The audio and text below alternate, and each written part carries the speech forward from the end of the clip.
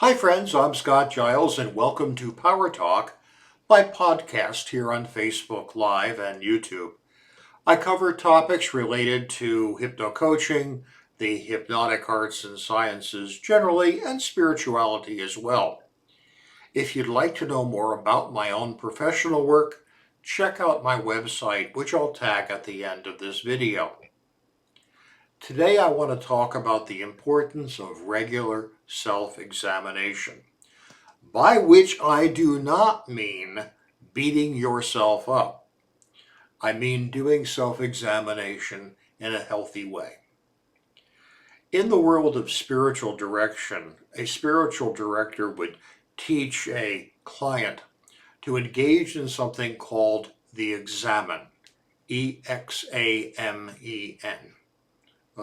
short for, obviously, examination. In the lives of the saints in the Christian tradition, all the saints had two regular practices. The first was mental prayer, but the second was a daily review of their own internal dialogue with God, the examen. That is, in the course of a day, one regularly consults with one's conscience to be sure you're not straying from the values that you endorse. Now, I've been in spiritual direction much of my professional life, and I understand the importance of the examen. It's something I do.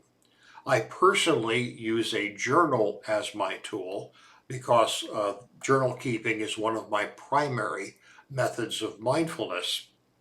But there are other tools. You can simply do it in your mind. You can do it in imagination. You can do it in conjunction with a helping professional like a counselor, a hypnotist, or a spiritual director. But the payoff of doing regular self-examination is that you get to focus on what you believe is really important in your life and what you want for yourself, how to become the kind of person you really would like to be. Now, there are two general rules for doing self-examination in this way. First, you don't just uncritically accept your behavior. All of us can get off track. And second, you don't beat yourself up unreasonably either. Now, that may seem to be a contradiction, but it's not.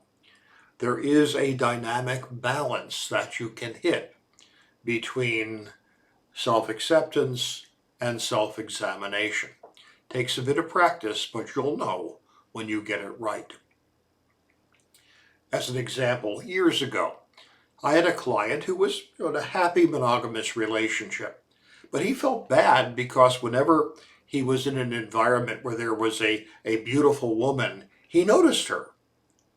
And he brought this self-criticism to me for discussion. And what I said to him is, dude, you're married, not dead.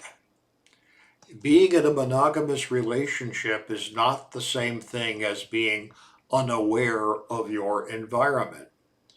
The human brain is wired for the survival of the species. Therefore, there are instinctual responses, and depending on your gender orientation, most people are going to notice a pretty woman or a studly guy in their environment. That's fine. No reason to beat yourself up for doing that. That's just the wiring in the brain. There's no harm in that. Now, the harm would have been if he, in response to that noticing, overfocused, engaged in prolonged fantasy, or worse still, engaged in behavior because of that momentary noticing or momentary attraction.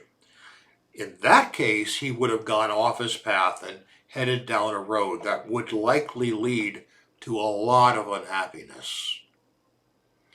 We're all imperfect creatures, and trying to be perfect is dumb because no human being is.